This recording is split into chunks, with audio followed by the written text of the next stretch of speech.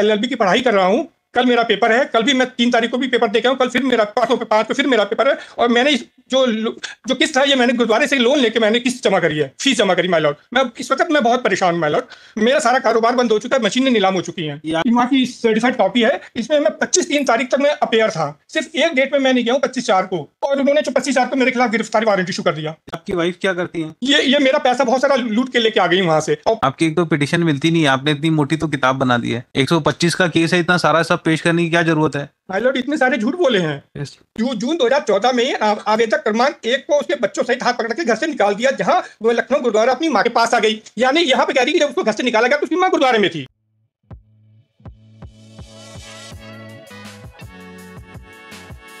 My Lord 2004 में हमारी शादी हुई। आपका कौन सा केस है? 125 का है। 125? हाँ जी। माय लॉर्ड 2004 में हमारी शादी हुई थी और 2008 में हमने अपोजिट पार्टी के लिए एक बड़ी प्रॉपर्टी खरीदी 2700 स्क्वायर फीट की लखनऊ में लोन लेकर। और उसके बाद 2011 में फिर एक उनके नाम पे 1130 वर्ग फुट की एक और प्रॉपर्टी खरीदी।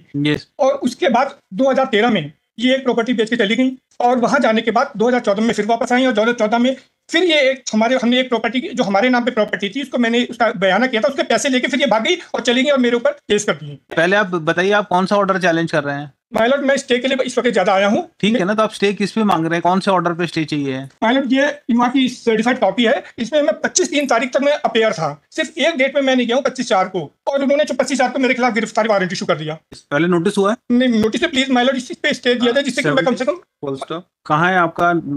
आइए मैंने लगाया था माय लॉर्ड, और 30 लाख माय लॉर्ड जो प्रॉपर्टी मैंने इनके नाम खरीदी थी बैंक में। आपका वारंट कब हुआ है? ये 25/4 को हुआ है, क्योंकि मैं वहाँ पर भी इन पर्सन पे हूँ, इसलिए मैं ऑर्डर शीट की कॉपी नहीं निकलवा पा रहा हूँ वहाँ से। Where is order 25/4? अच्छा, आपके पास नहीं है? मेरे पास नहीं, 25-3 तक तो मैं अपेयर था। Petitioner appearing in person submitted that only on one date he did not appear before the trial court and arrest warrants has been issued. आपने उनको पहले भी पैसा दिया है क्या? लोअर कोर्ट में देते आए थे और अभी इसमें जितना पैसा दिया वो दिया है। It is submitted that applicant is paying some amount of money to his wife for her maintenance. Full stop. It is submitted. कितना बकाया है आपके ऊपर? बकाया करीब 2 लाख रुपए है। तो आप कितना जमा कराएंगे? माय लॉर्ड मेरे पास इस वक्त कोई पैसा नहीं है। 30 लाख रुपए बैंक में पड़ा हुआ है, जो मैंने उनके नाम प्रॉपर्टी खरीदी थी उसको बैंक ने नीलाम कर दिया है।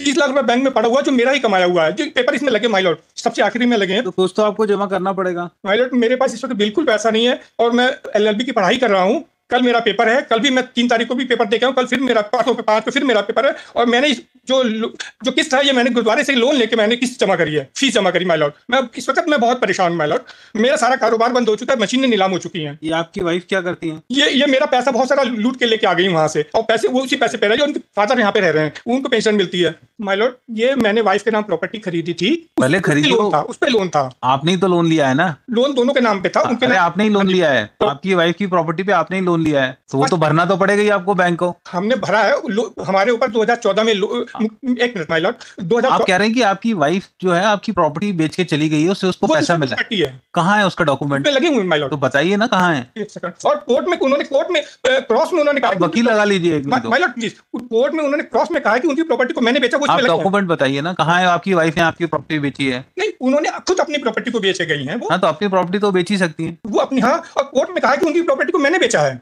ये क्रॉस में कहा उन्होंने, इसमें लगे डॉक्यूमेंट। तो उससे उनका राइट थोड़ी ना खत्म हो जाएगा मेंटेनेंस का। नहीं, मैं आपकी एक तो पिटीशन मिलती नहीं है, आपने इतनी मोटी तो किताब बना दी है। 125 का केस है, इतना सारा सब पेश करने की क्या जरूरत है? माय लॉर्ड इतने सारे झूठ बोले हैं। तो सब यस, क्या है पेज पैरा नंबर 44? यस, इसमें लिखा है कि विपक्षी संख्या 2 ने भरण पोषण के आवेदन के पैरा नंबर 6 में कहा है कि ऐसा कहते हुए वह जून 2014। क्या होगा? ये तो आपकी प्लीडिंग है ना? हा? आपकी प्लीडिंग है ना? नहीं, ये उनकी है। सब उन्हीं की माय लॉर्ड, ये सब उन्हीं की है, हमारा कुछ नहीं है। ये इस पैरा में जो कुछ भी लिखा गया उन्हीं का क्या हुआ लिखा गया, मेरा कुछ नहीं है माय लॉर्ड। क्या लिखा है उन्होंने? इसमें क्या लिखा है माय लॉर्ड? क्या लिखा है? वही तो मतलब इसमें कह रही है कि जून 2014 में आवेदक क्रमांक 1 को उसके बच्चों सहित हाथ पकड़ के घर से निकाल दिया, जहां वो लखनऊ गुरुद्वारा अपनी माँ के पास आ गई। यानी यहाँ पे कह रही है कि जब उसको घर से निकाला गया तो उसकी माँ गुरुद्वारे में थी। तो इसका मेंटेनेंस से क्या लेने देना? आप तो मेंटेनेंस से बताइए। बोल के कहीं वो अपनी मर्जी से गई है और मेरे जो अपनी मर्जी। ये सब ट्रायल में देखा जाएगा। ट्रायल हो चुका माय लॉर्ड, तभी तो हम आए आपके पास। ट्रायल कहाँ हुआ? हो गया है, अभी तो वारंट हुआ है ना आपको। नहीं ट्रायल तो आप उसमें चैलेंज करिए, ट्रायल में, इसमें नहीं देखेंगे। ट्रायल भी वो भी चैलेंज किया होगा ना 125 का order.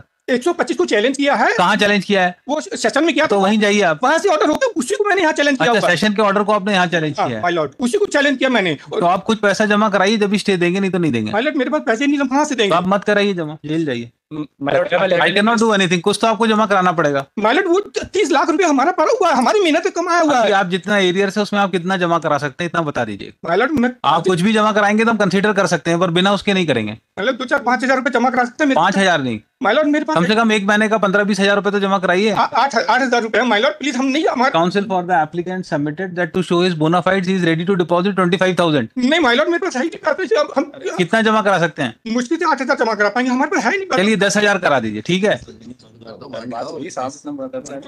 He is ready to deposit rupees 10,000 to show his bona fides। 1 month कर दीजिए प्लीज, समय दे दीजिए हमें 1 मंथ। ये आपका 1 लाख का तो है, उसमें भी हम इतना कम बोल रहे हैं जमा कराने को। मेरे पास पैसे भी तो होने चाहिए। Within period of, if applicant deposits the said amount within 15 days, then no coercive action be taken against him. Notice to respondents and he may not be arrested. Notice to respondents.